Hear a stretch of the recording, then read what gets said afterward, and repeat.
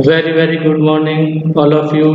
मैं अजय कुमार यादव, विभागाध्यक्ष गौतम बुद्ध शिक्षक प्रशिक्षण महाविद्यालय हजारीबाग से हूँ। आज हम मोड, जिसे बहुलक या भूइष्टिक के नाम से जानते हैं, के बारे में विस्तार पूर्वक अध्ययन करेंगे। तो सबसे पहले हम मोड क्या होता है या मीनिंग ऑफ मोड के बारे में जानेंगे। तत्पश्चात प्रश्नों को कैसे हल किया जाता है के बारे में देखेंगे। सबसे पहले हम देखते हैं the item which is repeated maximum number of time in the series will be the mode. अर्थात वह नंबर जो बार बार रिपीट हो या मैक्सिमम टाइम्स आए, वही उस सीरीज का मोड कहलाता है। उदाहरण के लिए अगर 1 2 3 3 3 2 1 आए और इसमें अगर हम देख रहे हैं कि जो भी नंबर मैक्सिमम टाइम आता है, अगर 3 मैक्सिमम टाइम आया है और इसका मतलब 3 हमारा मोड होगा। दूसरा होता है mode is the most typical value of A series around which maximum concentration of item occur. ऐसा नंबर जिसके चारों ओर या अगल बगल मैक्सिमम नंबर कवर करे या कंसंट्रेट करे, वही हमारा मोड होता है। तो सबसे पहले हम क्या देखेंगे कि मोड को कैसे निकाला जाता है। मोड निकालने के लिए हमारे पास 3 प्रकार के प्रश्न होते हैं। पहला इंडिविजुअल सीरीज में, जिसे व्यक्तिगत श्रेणी कहते हैं। दूसरा डिस्क्रीट सीरीज में, जिसे खंडित श्रेणी कहते हैं। और तीसरा कंटिन्यूअस सीरीज, जिसे सतत या वर्गीकृत श्रेणी कहते हैं। आज की वीडियो में हम इंडिविजुअल सीरीज या व्यक्तिगत श्रेणी में मोड कैसे निकालते हैं के बारे में अध्ययन करेंगे। तो सबसे पहले हम देखते हैं कि इंडिविजुअल सीरीज में मोड निकालने की 2 विधि है या मेथड है। पहला बाय इंस्पेक्शन या निरीक्षण के द्वारा और दूसरा by converting data into discrete series, अर्थात खंडित श्रेणी में डाटा को कन्वर्ट करके। तो सबसे पहले हम बाय इंस्पेक्शन या निरीक्षण के द्वारा कैसे मोड निकालते हैं, एक उदाहरण से समझेंगे।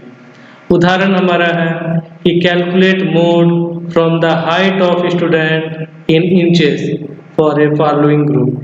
एक ग्रुप दिया हुआ है जिसमें बच्चों की हाइट या ऊंचाई दी गई है इंचेस में।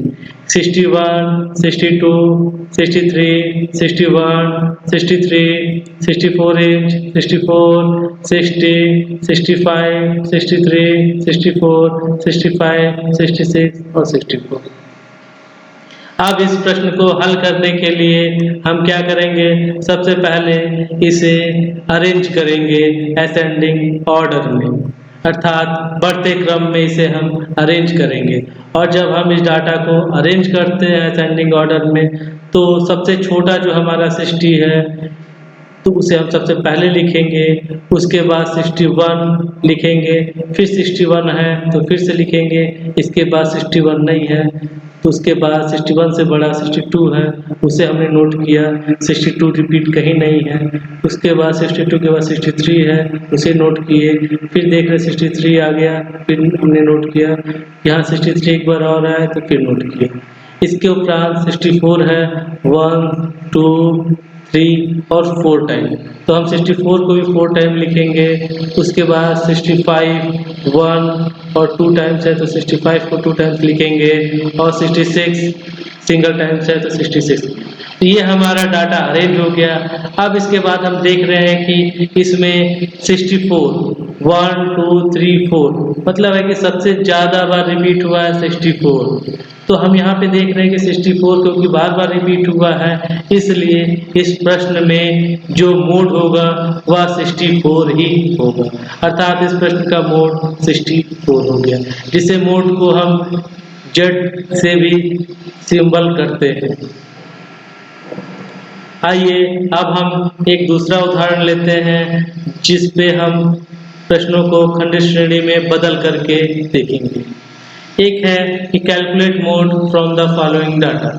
यहाँ पे डाटा दिया हुआ है 14, 16, 12, 8, 10, 14, 12, 14, 16, 14, 12, 14, 14, 12, 10 और 8।